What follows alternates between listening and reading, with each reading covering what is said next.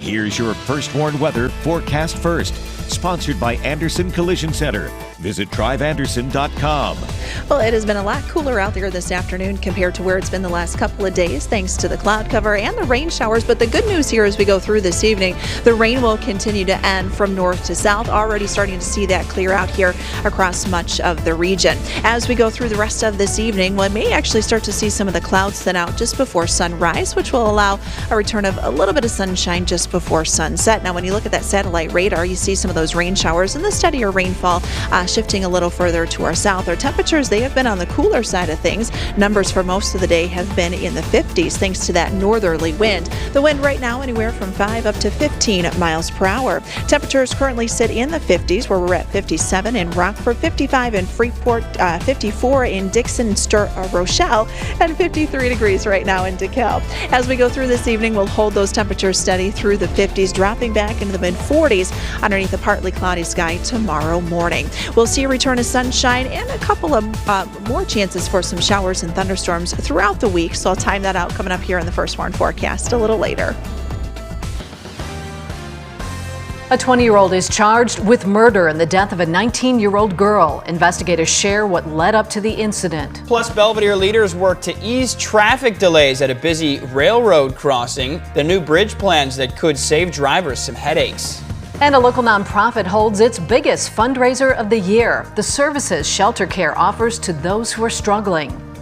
Live from WTVO 17, this is Eyewitness News at 5. Good evening, I'm Mimi Murphy. And I'm David Greenberg. We're learning more about what led up to the death of a 19-year-old girl in Rockford. This happened Tuesday afternoon at the Great Oaks Apartments. A little before 6, police were called to the complex for reports of a self-inflicted gunshot wound. Douglas Bell called 911 and said he'd been in an argument with Elizabeth Beasley and she shot herself. Bell and Beasley had reportedly been in a relationship for a few years. Beasley was found dead at the scene. During their investigation, police identified Bell as a suspect.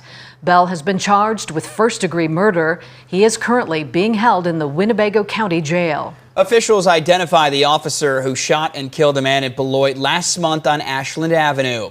Officer Nicholas Rodenbeck fired his weapon April 28th after police say they instructed Michael Ward to drop the two-bladed weapons he was holding. Police say he then advanced towards another person with the weapons. That's reportedly when Rodenbeck fired his gun.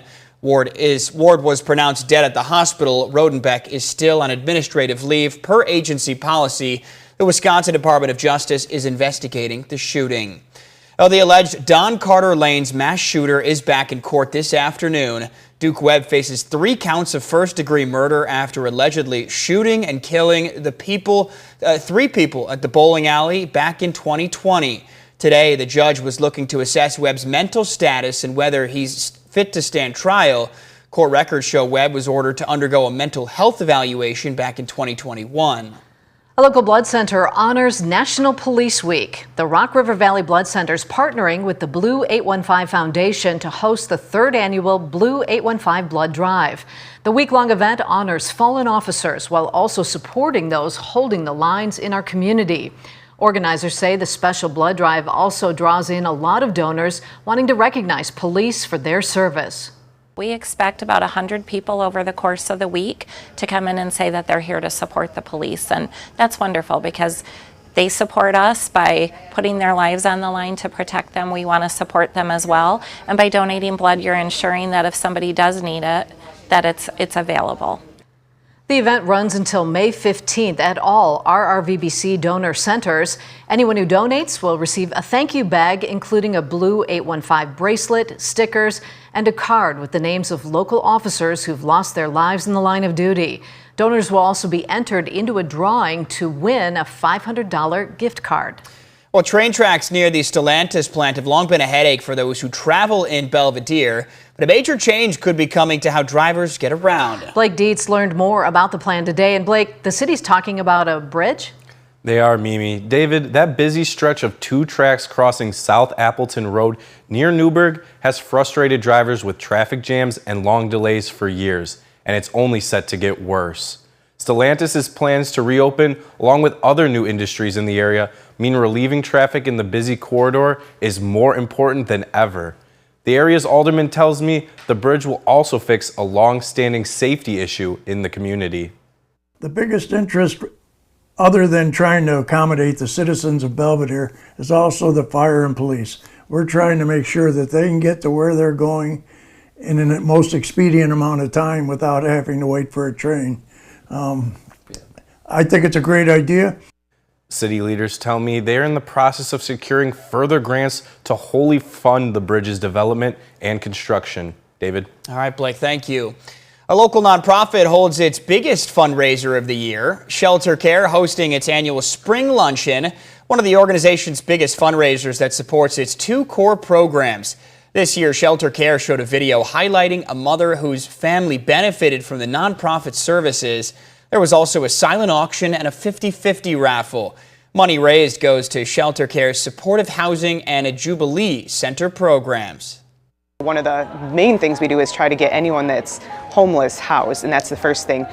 Also new this year, we have partnered with a clinician who's providing on-site mental health counseling, and that's a huge thing. We provide 2 meals every single day. There's social opportunities. It's just really a great community for the people that belong. Shelter Care has hosted its annual spring luncheon since 1989. Advocates are shedding light on the growing concern and urgent need for action about children's mental health. Today is Children's Mental Health Awareness Day. Experts say 1 in every 5 children experience mental health disorders. They say the pandemic intensified the situation with a noticeable surge in anxiety and depression among young people. OSF has resources available for children seeking help for their mental health. They hope this will help create a brighter future for those children. Well, some pressure to address the crisis at the southern border grows on Capitol Hill. Up next, a bipartisan group of lawmakers is calling on the president to take action. And later, a state program provides funding to manufacturers all across the state. Coming up at 6, the 2 state-line businesses receiving grants. Well, you know, we've been dealing with the cloud cover and some scattered rain showers throughout much of the afternoon, but we're now starting to see most of that kind of work from north to south here this evening. So we'll look at when we see a return of sunshine and some delicious food menu options here, too, for dinner on the dock in downtown Rockford at Prairie Street Brewing. That is all coming up a little later.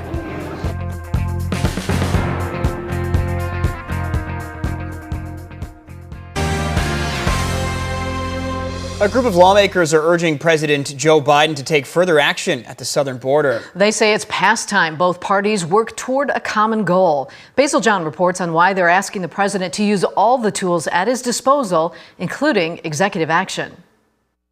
This affects everybody. President Biden is under pressure to take action on the southern border.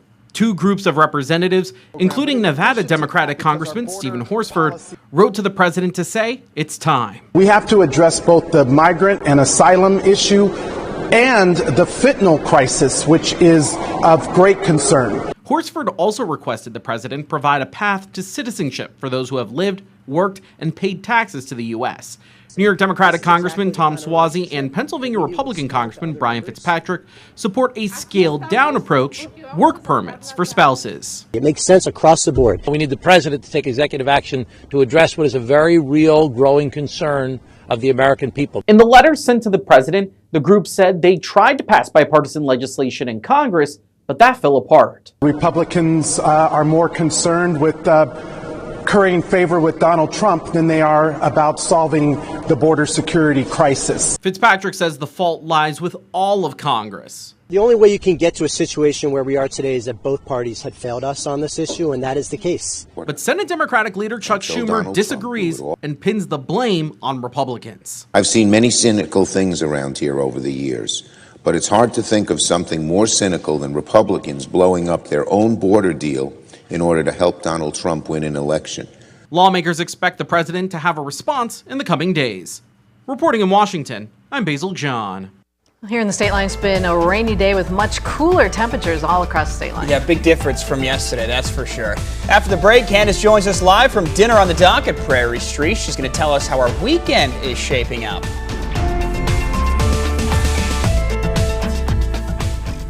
Now, your first warned weather forecast from Chief Meteorologist Candace King. Well, good afternoon or evening, I should say. Welcome back. We've got our first dinner on the dock. I am live in downtown Rockford at Prairie Street Brewing here this evening. And unfortunately, weather did not cooperate, so dinner on the dock has been brought indoors. And I know a lot of folks have been working very hard over the last hour and a half to really get things set up. Now, the event runs from 5 until 10. We've got live music from 6 to 9. And to kick things off tonight, you have 3 good men that'll be playing here. So looking forward to some good food, music, and company too. And speaking of company, I have some company with me here this evening. Good evening, Jordan. Hello, how are you? I'm doing well. You know, you are in here where we're going to get food, or where the folks who come for dinner on the dock come get the food. Tell me a little bit about what you've got on the menu here, because it smells delicious.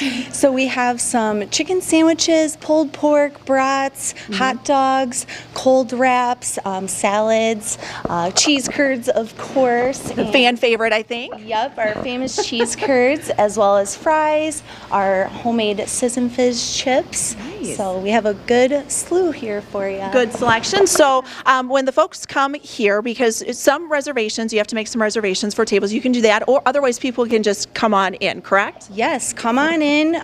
Tonight we're actually featured in our malt room, so just come find us and we'll have a meal for you. So all the food here pretty much stays the same every week, because this takes place every Thursday. Now, do some options change from week to week, or is there something you're adding? Yep, so they'll pretty much stay the same, but we are going to be adding our pretzels. Ooh. So we will have a pretzel with some cheese for you. That is also a fan favorite, along with the cheese curds. Well, Jordan, I know you're going to be busy here this evening. Thank you so much for taking some time. Thank you for having me. All right, you know, and being indoors, and we talked a little bit about being on the cooler side.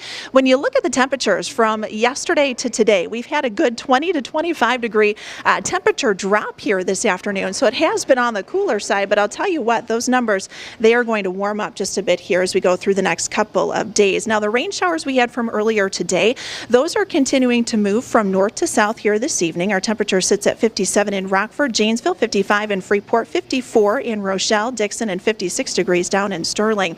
Satellite radar shows the scattered rain showers we had throughout this afternoon. Now, we did have a couple of thunderstorms very early this morning. You may have been woken up by a few rumbles of thunder, but as we go through the next hour or two, some of that cloud cover actually will begin to thin out. It might turn a little on the brighter side here just before sunset, so you may be able to see a little bit of the sun setting. All of this is in response to an area of low pressure that continues to move to the south and to the southeast of us here this evening, and that'll clear out as high pressure builds in once we head into tomorrow afternoon. But we still have the cloudy gray sky as we take a live look with our SkyTrack camera overlooking here Prairie Street Brewing over downtown Rockford and the Rock River. But again, I think some of that cloud cover will begin to thin out just a bit here as we go through this evening. That northerly wind will stay light tonight, around 5 to 10 miles per hour. There may be a spotty shower or two that lingers through about 8, 9 o'clock here, but our skies will turn partly cloudy as we head into the overnight tonight. A return of sunshine for tomorrow. Temperatures back into the upper 60s, so pretty comfortable, nice looking Friday. There's a cold front that comes in though late Friday night, so we'll see those temperatures drop just a bit, and that'll bring us a small chance for a shower, thunderstorm, maybe a window of about 2 to 3 hours as we get through Friday evening that we could see a thunderstorm or two. Nothing severe expected for us, but we see sunshine return again on Saturday. High temperatures are back into the upper 60s for the afternoon, and we'll be in the 70s once we head into Sunday. But Sunday, I think, will feature a small chance for a thunderstorm or two by the time we get into the afternoon and evening, so we'll keep an eye on the radar for Sunday. As we go through the night tonight, it will be a cooler one. Temperatures are down around 45, which is pretty much right where we should be here for this time of year. Tomorrow, we're back up to 68. Again, seasonable for our Friday. A late evening storm with the wind gusting in and around 20 miles per hour. Any threat for a strong storm or two will stay to the northwest of us. That's where we have the cold front, better energy, better instability. Wind would be a threat from Madison on northwest. No threat really for any strong thunderstorm for us here tomorrow, so you don't have to worry too much about that.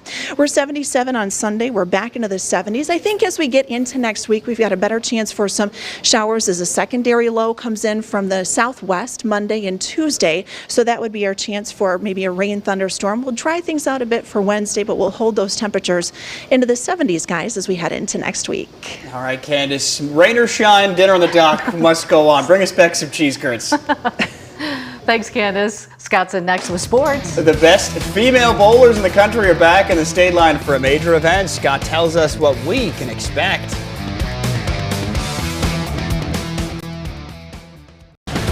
Now sports with Sports Director Scott Lever.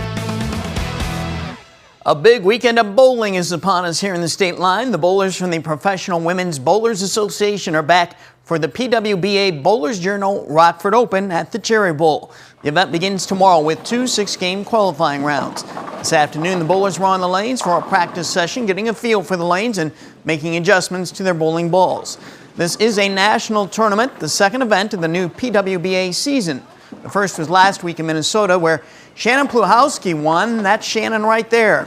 And the last time this national event was held in Rockford was 2 years ago, and Stephanie Johnson right there of McKinney, Texas, won that one. So she is back.